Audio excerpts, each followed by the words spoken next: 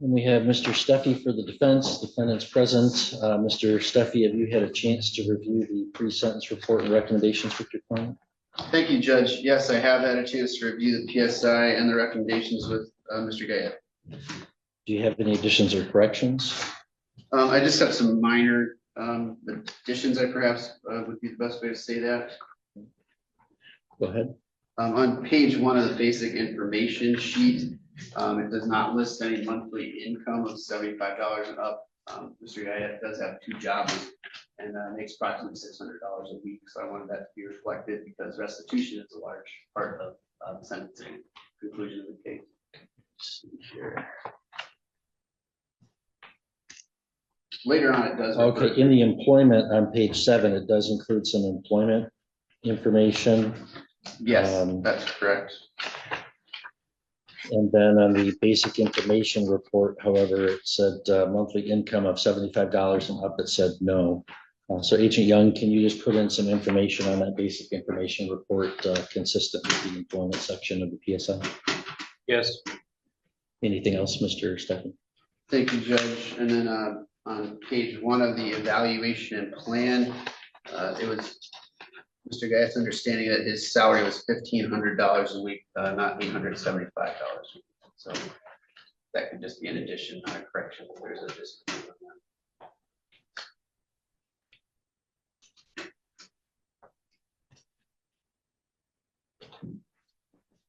that. Well, that comes from the description of the offense narrative. And Agent Young, I imagine you got that from police reports in the matter? Yes. Okay. So, I mean, that's what was reported. I mean, I suppose if we want to have a hearing over whether it was 875 or 1,500, we can get the officer in here. I don't think that's necessary, Judge. Okay. Thank you. Okay. Any other? Other than that, I don't have any factual corrections nor objections to scoring. Okay. And Mr. Juliet, the advisory guidelines are scored at 0 to 17 months on both counts being forgery. Any additions, corrections, or scoring challenges from the people? No additions, corrections, but I do have a few scoring challenges. Okay, go ahead. Looking at PRV 4 and 5, applying the 10-year gap rule, it looks like his most recent conviction was 4/29/2011 with a discharge date of 11/15/2011. Then he had an offense in 2015 that was dismissed. The commission date of this offense was around July of 2023. So I think PRV 4 and 5 can be scored under the 10-year gap rule. Mr. Steffi? 1 second, Judge. I was aware that we're going to have a challenge here, so I could just need a minute to look into that. Yeah, it would inure to your favor. So the prosecutor's making an objection. And that does not change the PRV level, Your Honor. Okay. Agent Young, did you have any information about an intervening? No, Your Honor, I'd have to agree with the prosecution. Okay. I would just note, Judge, that the 2013 offense, which was an arrest date of it's number 2 on the marijuana possession, that was dismissed. I don't know exactly which method that was. Yeah, because that would be the only thing. If it was a dismissal per a 7411, that would count as a prior conviction for scoring purposes, right? That's my understanding. It's 7411, I believe that's correct. Although I don't know, is it on HIDA? It is. I believe it's HIDA or 7411, I think counts. That was in the 89th District Court. Does Mr. Gauthier recall what happened with that? It was a dismissal upon completion of the drug test. Did you have like a period of time on probation? No probation, nothing. It was if I showed up, I think it was even just a pre-trial or. Okay.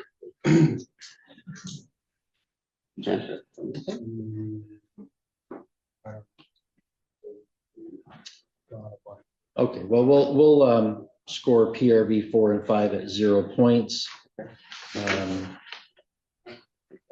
And then, so the total PRV is 10 points. And that still is level C? Correct. Okay. So it doesn't change the guidelines, but we'll score PRB 4 and 5 at 0 points. And then I have two OB objections. Okay, go ahead. I'll start with OB 16. It's currently scored at 5 points. Under OB 16, 10 points should be scored if the property had a value of $20,000 or more. Likewise, MCL 777.46 subsection 2 subsection A allows the court to aggregate the amount lost. In this case, I believe it's $166,000, and the court can score 10 points based on the aggregate value, even for uncharged offenses or charges that were dismissed. So I believe that should be scored at 10 points. Mr. Steffen? Thank you, Judge. One moment, please. Just got my guidelines guide.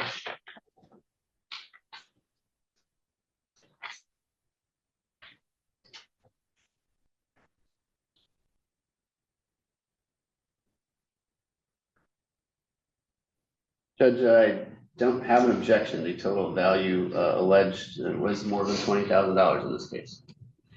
Okay, so that would be 10 points in OB 16 rather than 5.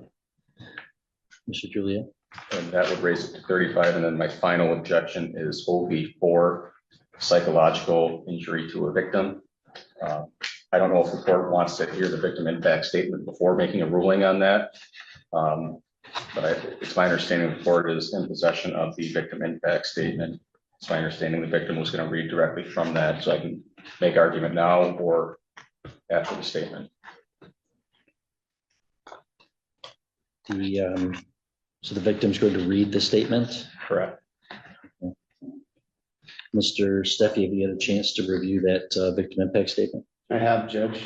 Any argument you wish to make about whether its contents would support a scoring of OB4? Yes, Judge. I don't think I recognize the severity of the offense and its impact upon the victim. However, I don't believe that there's been certainly no evidence of treatment for any psychological injury in this case. While it's obviously a betrayal of trust from a family member, I don't think that shows that professional treatment will be required at a certain point in the future either. So because of that lack of evidence, I would ask that remain at 0 points. All right, thank you. OB4 is scored at, allows for a scoring of 10 guidelines points for serious psychological injury requiring professional treatment occurring to a victim. And the instructions say that we're to score 10 points if the serious psychological injury may require professional treatment. In making this determination, the fact that treatment has not been sought is not conclusive. And the case law interpreting OB4 focuses on the particular psychological harms suffered by a victim, not what we might expect a victim to suffer in certain types of cases. And in this matter, the forgery was of elderly family he was caring for, taking advantage of that situation. And the contents of the pre-sentence report described not just a sense of betrayal, which is very common in those cases, but beyond that, the psychological effects of this crime the victim has described how it's interfered with her grieving process for the loss of her husband. And then also has made her paranoid, as she described it. And I think given the effects that she has described and articulated in that written impact statement, I would agree that on a preponderance of the evidence, there is evidence of a serious psychological injury that's been suffered by the victim. So I'd score OB4 at 10 points. So that increases the total OB from 30 to 45. Is that right, Mr. Juliet? Correct. In the OB level 4. Level 4. And then the guidelines would be 5 to 23. 5 to 23. Judge, if I may? Yeah. I wasn't aware that there was going to be any scoring issues, and I made a strategic decision to not to file any challenges. I would object to the scoring of OV 10 exploitation of vulnerable victim, as well as OV 19 threat to security of the penal institution or the interference with court or justice. Okay, so let's take it one at a time. OB 10, go ahead. Judge, that was scored at 10 points, which would require exploitation of a victim's physical disability, mental disability, youth or agedness, a domestic relationship, or the offender abusing his or her authority status. There's obviously a difference in age in this case between Mr. Guyette and the victim. However, I don't believe any exploitation occurred. There was an employment status, which was, or agreement, arrangement, etc., which was breached, which was a crime. However, Mr. Guyette did not use any agedness to exploit the victim. I don't believe there's any evidence of mental impairment or aging concerns that would rise to the level of exploiting someone. Thank you. Mr. Juliet. As best as I can tell, OB 10 is scored at 10 points based on the behavior relating to the domestic relationship of the defendant. This was the defendant's wife's grandmother. He previously did hold some sort of agency relationship with her and her late husband. I believe he used that prior relationship, that prior domestic relationship, to then commit these crimes. So I believe 10 points is properly scored. Yeah, I would agree based upon the relationship between the parties, and certainly there's exploitation here when somebody's, forging financial instruments to steal from them when they're in a position of trust. So I'll leave OB 10. I think it's properly scored at 10 points. As to OB 19, Mr. Shepherd. Thank you, Your Honor.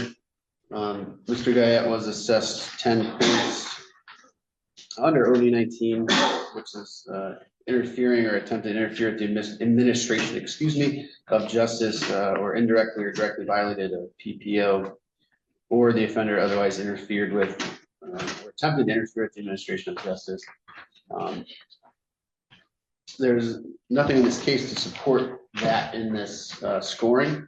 Mr. Guyette wasn't on bond. He didn't have any pending cases. He didn't resist arrest. He didn't make false statements. His jailhouse conversation, when you read the transcript of it, is quite ambiguous. It's not as severe as described in the PSI, where I think the words used in the PSI were to urging the victim to withdraw a complaint or drop charges. Those weren't words used. It was like to the tone of check in with Marjorie, have her clear it up, and I don't think that rises to trying to interfere with the justice system. Thank you. Okay, so looks like it's scored based on exactly that, the statement in the PSI. After the defendant's arrest from the jail, the defendant made contact with his spouse to have her try and convince the victim to not pursue the matter and withdraw her complaints and statements. Mr. Juliet, your response, and the defense is arguing that that is not a fair characterization of those communications. I have to disagree. I think that conduct falls squarely within OB 19. Is there a transcript of that communication? If there's a transcript, I'm not aware of it. I don't know if it was transcribed or not. Is there a verbatim description from any report? I don't know if it's a verbatim description, but there is a description in one of the incident reports. And you believe that that supports your position? Yes, I do. Okay. I guess if the parties want to, we have to resolve this by a mini evidentiary hearing here, but the rules of evidence don't apply and hearsay is allowed. So if you guys want to find that incident report, I'm happy to review its contents so that I can fairly judge the challenge. Do you want me to pass the case and take some other stuff while you guys sort out what sort of factual record you might want to establish on that? Please. I think that'd be awesome. All right, so we'll pass the case so we can sort that out properly. Thank you. And we'll okay.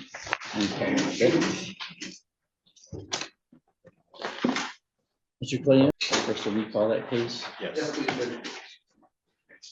Judge. Recall People v. Gauthier, file 24-6908. We were in the midst of addressing a defense challenge to OB 19. Your Honor, just to correct the record, I did look at that 2015 marijuana that was dismissed due to insufficient evidence, so PRVs are properly scored. And if I can approach the clerk for marking the people's proposed exhibit 1 for OB 19, I've showed it to Mr. Seppi. Any objection, Mr. Steph? No, I have reviewed that with counsel, no objection.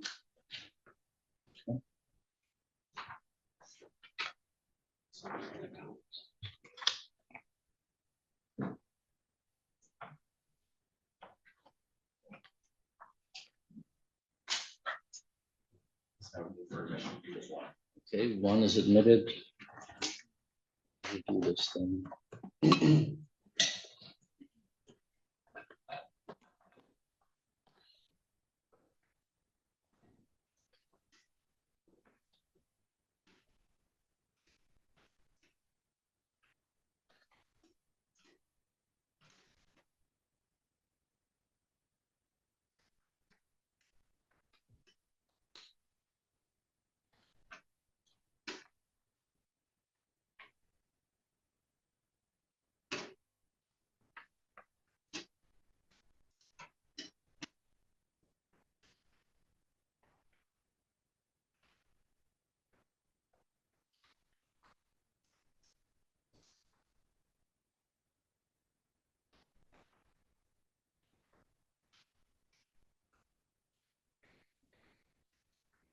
Okay, based upon even the first page of the description of that, I can kind of see where the defense is coming from, but also where the prosecutor is coming from. I mean,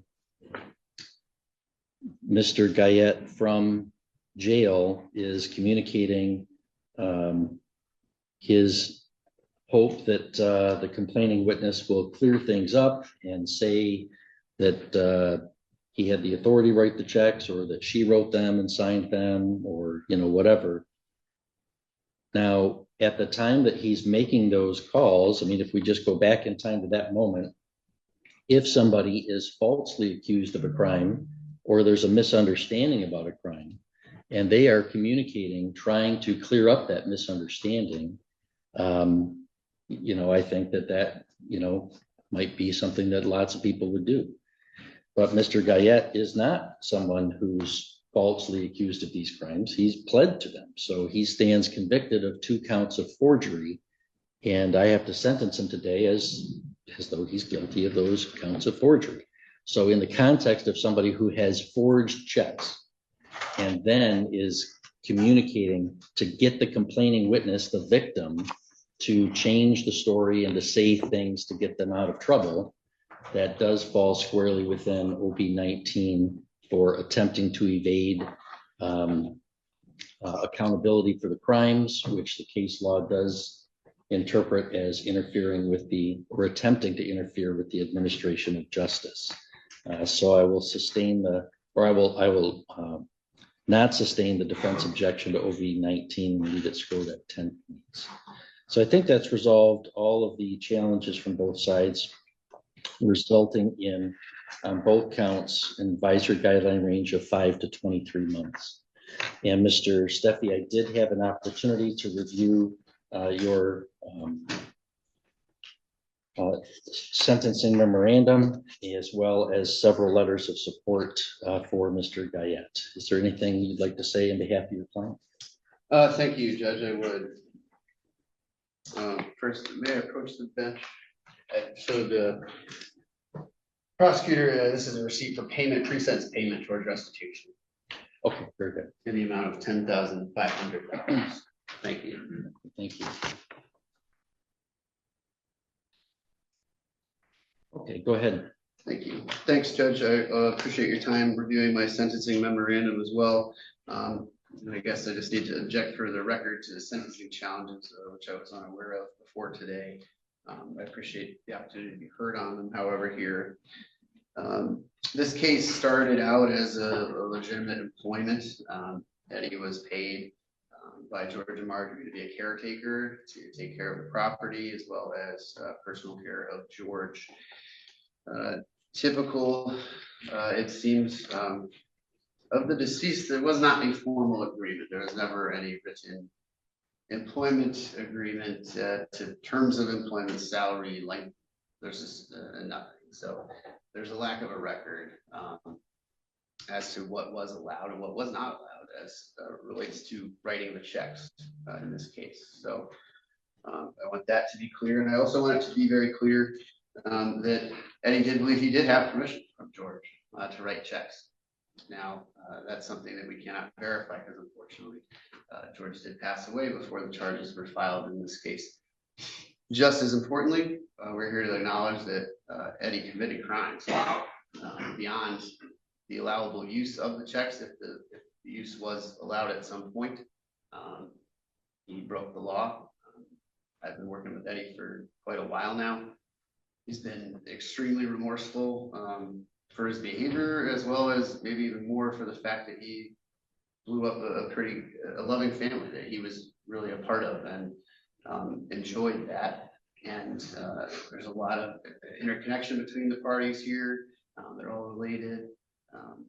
He just feels really genuine remorse. And these cases are tough in a lot of ways, but with no contact orders and the related criminal consequences, Mr. Gauthier wasn't able to make an apology to Marjorie. He's going to do that here today, and has wanted to for quite a while. And just that whole dynamic is just kind of just on display in the hallway while the case was passed.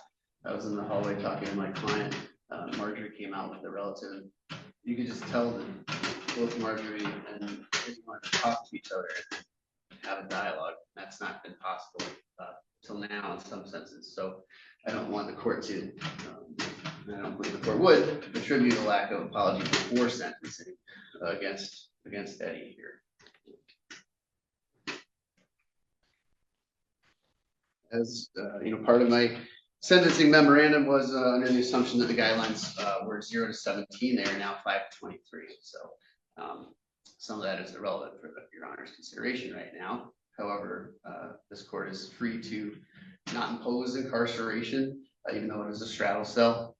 I strongly urge Your Honor to consider a delay of sentence under MCL 771.1, which will allow the court to delay sentencing for up to a year. During that time, Eddie would be on probation. The court would be able to monitor him. It's a large amount of restitution here. It's $166,000, possibly some change. The delay of sentence would allow Eddie to continue working his 2 jobs, one at Manning Tire Shop, as well as a local realty, and make progress in payment. We're here about 2 months after we pled guilty. We entered no contest pleas. Eddie was able to pay $10,500. He's not a rich guy, but he works really hard, and he's going to be able to make consistent payments and really wants to pay back Marjorie and anything to make amends. So I think he's a very good candidate for a delay. He only has 1 conviction as an adult. That's for operating while intoxicated as a young man. He doesn't have a violent history. He is active in his daughter's life, Salem, who we live with here, his wife in Sheboygan. He's also active with 2 children who are teenagers now from a previous relationship. He's a valued husband as well. Volunteers his time in Sheboygan as a football and soccer coach. That's going to possibly change, of course, with having 2 felony convictions as of today, most likely. This is out of character for Eddie as an adult person. He doesn't have a history of this kind of thing. He's very sorry for what he has done. If Your Honor does not choose to impose a delay of sentence under statute, I'd ask Your Honor to consider holding a significant amount of jail time in abeyance in this case, as well as considering work release as part of both his rehabilitation. I would argue some of his punishment is paying back money in this case. And he won't be able to do that if he's in jail for a year, and he certainly won't be able to do that if he's sentenced to MDOC. So I would ask you to consider both the offense, of course, which we're here and have been here to admit responsibility to, as well as the background of Mr. Gauthier and who he is. and his intentions, which he's proved by paying a substantial amount for someone of his station in life towards restitution today. So, Your Honor, I would ask you to consider some of those options that I've just spoken of, as well as contained in my memorandum of sense. Thank you. Thank you, Mr. Steffi. Mr. Guyette, you don't have to make a statement today, but it is allowed. Is there anything you want to tell me, sir? I do have some. To the honorable court and to Marjorie, my name is Edward Gaillet, and I appreciate the court taking the time to hear my statement today. I entered a no contest plea for my attorney's advice, but I want to take full responsibility for my actions and the pain that they caused. Marjorie, I want to speak to you directly and say I'm truly sorry for the stress and hardships this has caused. And can you pause for a second? I think that she needs a little hearing assistance. We've got a lot of wind going on and it rattles that. Okay. I'm sorry that, could you maybe, I'm sorry. once she gets the hearing assistance in there, if you could restart. It sounded like there are things you wanted her to hear and she Okay, wasn't sorry. hearing them. No worries. Start from the beginning once you get this, something that takes a minute. Does that sound better? Does that sound better, ma'am? Can you hear better? Okay. All right, go ahead. If you could please restart, Mr. Betty. To the honorable court and to Marjorie, my name is Edward Gaillet, and I appreciate the court taking the time to hear my statement today. I entered a no contest plea for my attorney's advice, but I want to take full responsibility for my actions and the pain that they have caused. Marjorie, I want to speak to you directly and say I'm truly sorry for the stress and hardship this has caused. While caring for George and Marjorie, I handled a wide range of responsibilities, assisting George with daily needs like bathing, dressing, medication, mobility, and general care. I also brought meals and tried to support him emotionally during difficult days. Over time, I was trusted to write checks for my weekly pay and expenses for George and Marjorie, which I understood to be part of my role. Looking back, I recognize that I could have handled certain aspects of that arrangement more clearly and responsibly. I acknowledge that the decisions I made, specifically around how those checks were written and for how much, led to confusion, concern, and ultimately the crimes I'm here to answer for today. I wish more than anything that we could have talked through this as a family before it reached this stage. George and Marjorie have always felt like true family to me. I spent a great deal of time in their home and on their farm, especially with George, and I value that relationship. I know the fallout from this situation has impacted the family deeply. My wife no longer has a relationship with her relatives, and my children don't see their great-grandmother. That's been difficult for all of us. I'm not here to deny that mistakes were made. I thought in the beginning I was doing what I was instructed to, but in hindsight, I can clearly see I made bad decisions that were naive, foolish, and plain wrong.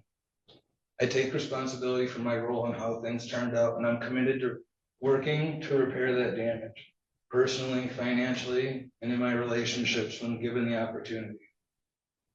I currently work at Manning's Tire in Sheboygan and also hold a real estate license. I plan to return to real estate with Berkshire and Sheboygan once this process is resolved. I will work my fingers to the bone to pay this money off as quickly as I am able to. I've been active in the community through coaching my son's soccer team for the last 4 years and doing my best to support my family to lead by example. I respectfully ask the court for the opportunity to continue working, supporting my family, and making things right where I can. I can make steady payments towards the large amounts owed, and if I'm able to continue working my jobs, I do not want to delay making this right. I'm ready to show through my actions that I take this matter seriously and that I'm committed to moving forward in a positive, responsible way. Marjorie, again, I'm so sorry for everything that this has brought on you, and I pray someday that I can fix what I've broken. Thank you. Thank you, sir. Mr. Juliet, any recommendations? I would like to address the board.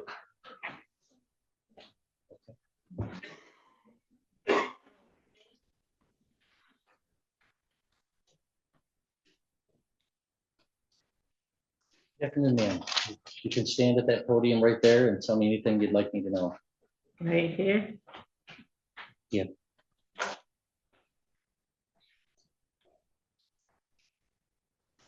Okay. Yes.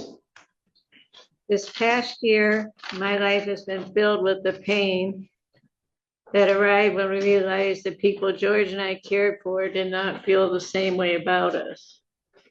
My heart was broken when I realized that George and I were being used and taken advantage of by Eddie while he was helping himself to George's money. He was doing so all while knowing if he needed financial help, he could have just asked for it.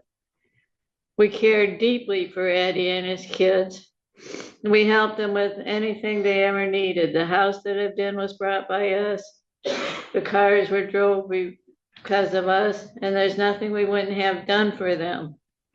Every day since we discovered he was stealing, I have not been able to rest my mind.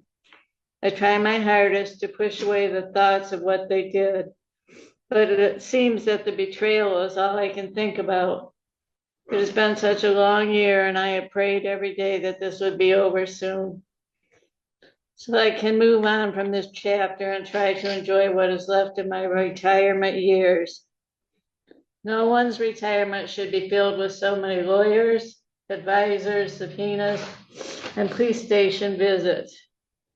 Because of his actions, I am less trusting. I have had to go through so much stress and make really hard decisions because of him. I am paranoid now. I smile less and I cry more.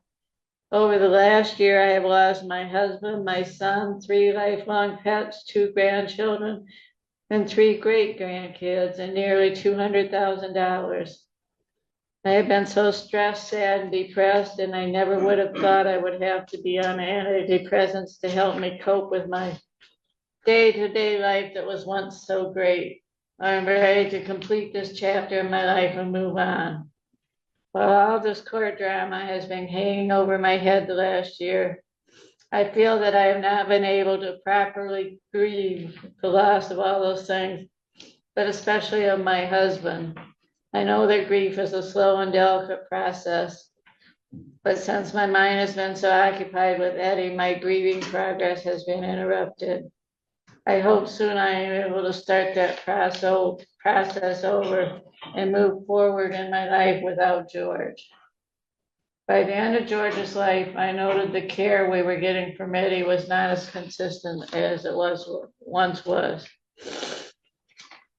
And every time I called Eddie to ask for his help, I felt like I was bothering him. I felt like George and I were a nuisance. I now wonder if he only kept showing up because he cared about getting more money, not because he cared about George's well-being. George quite literally trusted Eddie with his life, and he was taken advantage of. I am grateful that my husband was not here to see what they had done. George would not have been able to handle this situation in a fragile and vulnerable state. He was an amazing entrepreneur his life, and he worked so hard for the money that Eddie had stolen. If he had not been caught, I wonder if he would have kept taking money until there was just nothing more to take from us. Eddie's actions have told me loud and clear that George and I were just checks to him, not the grandparents that we thought we were. I'm ready to move on from this chapter of my life that should have never happened in the first place. I believe I will be happier, less stressed, less paranoid, and more relaxed now that this criminal case is at its end. But most importantly, I believe I'll now be able to properly grieve the loss of George. Thank you. Thank you, ma'am. Mr. Juliet, recommendations? Your Honor, the advisory guidelines are 5 to 23 months. There's a recommendation for 1 year in jail, 3 years probation. That was recommended under the previously scored 0 to 17 guidelines. I'll first start with, I guess I'm going to object to the 771 delay of sentence. This started out as a 69 count felony complaint that charged forgery over almost a year and to the tune of $166,000 at least. So I don't think this is an appropriate case for a delay of sentence. In the defendant's allocution, I heard a lot about mistakes, and at some point, I mean, I agree, at some point there was some sort of agency relationship where I do believe that he was helping out, but obviously that wasn't the case for very long. given the sheer amount of money that was stolen over the length of time, I think there has to be some incarceration here. So the guidelines being 5 to 23, a sentence within those guidelines is presumptively proportionate. I would ask for at least a middle to top end of those guideline sentence. Thank you. Mr. Gaillard, if you'd please stand for the court sentence.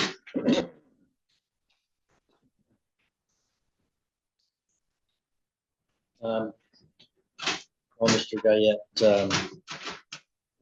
these are always unfortunate cases where people are then taken advantage of, and especially by people that they thought they could trust. It sounds as though the involvement that you had with them was did involve some financial things back and forth that were legitimate, but then things that were not. But that's what you need to understand, is that's not all that uncommon. For example, when people embezzle from an employer, they have a relationship with their employer and they show up and do a lot of good work, but they also steal. So just because you're providing some care and doing some things for them legitimately, doesn't really seem like a major mitigating factor to me, because it's present in so many of these types of cases that the betrayal usually comes from someone close. That's what makes it a betrayal. You're 34, you have no prior felony convictions. You've made a significant payment toward the restitution. Your remorse does seem genuine. So you know, your attorney has made some really excellent, he's positioned the case excellently for you, to the extent that, you know, I thought long and hard about maybe even the statute would allow delaying the case for up to a year to see how you do on a probationary term before we decide what sentence you should get. And I gave that a lot of thought, more thought than I thought. At first, when I saw that request, I sort of chuckled, to be honest, you know, because it was a pretty bold request. But as I got into the details of the sentencing memoranda, I saw exactly where it was coming from, and it's not an unreasonable request. So it did give me pause. The reason why I'm not going to do that today is, a lot of it is if the victim comes here today, Ms. Galbraith, you know, says, gee, this has been really a stressful thing to go on. I'm glad this is over. If I delay the sentence for a year, it's not over. We'll be back in a year and do all this again. And I'm not going to do that to her. So I'm not going to follow your attorney's recommendation for a delay. I'm not sending you to prison today. So the guidelines changed a little bit, and that probably gives you a lot of nervousness standing there knowing you could go to prison, but you're not going to prison today. I don't think that when I consider the circumstances of the offense, you know, maybe, but when I consider the circumstances of this offender, prison would not be what I'd want to do here. So taking all those things into account, I am going to place you on probation for 36 months as recommended. You'll be subject to the terms and conditions of the pre-sentence report. I want to highlight some of them. Mr. Juliet, do you have any opinion or input from Ms. Galbraith about that no contact continuing through the probationary order, or whether she'd want that lifted at this time?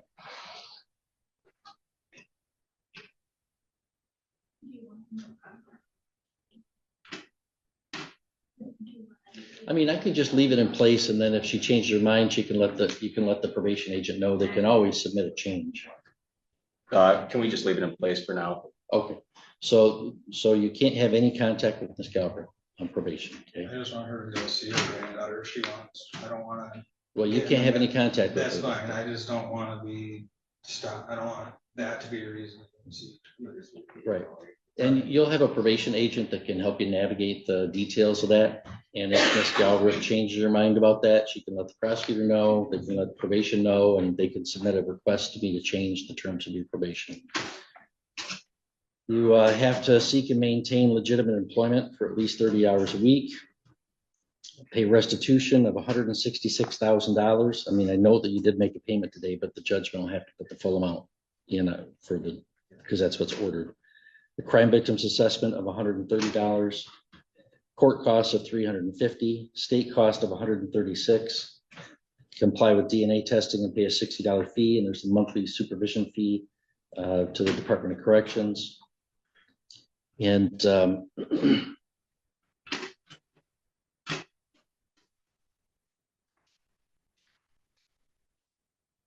I think the amount at question was really driving the recommendation as well. I think on the whole, I'll order that you serve 9 months in the Sheboygan County Jail. Give you credit for 1 day previously served. Now, Mr. Juliet, people have any position with regard to work release? I would leave it to the sheriff's department's discretion. Okay, so I'll approve Mr. Guyette for the jail's work release program if he complies, if they find him eligible for that and he complies with their program for up to 40 hours a week. That is a sentence within the advisory guidelines. I think it is proportionate to the circumstances of the crime and of the offender. Mr. Guyette, you need to contact your probation agent within 24 hours of your release. And if you wanted to appeal, you can file an application to the Court of Appeals. If you wanted a lawyer and qualified, we could appoint one for you, but you'd have to make that request within 6 months. We're going to hand you some paperwork about the appeal, ask you to initial one copy so we have a record we gave it to you. The other one is for you to fill out if you want to appeal. You also may petition for early discharge from probation at the halfway point. We're going to give you a piece of paper explaining that process and those rights. Do you have any questions for me, sir? Like I said, I just want to make it right. Okay, well, you can do that going forward, and you've made a good step in that regard today, so keep it up.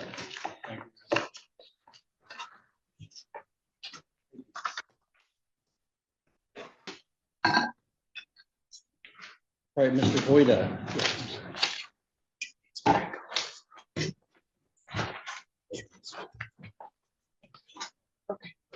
Judge, can we approach briefly? Yes.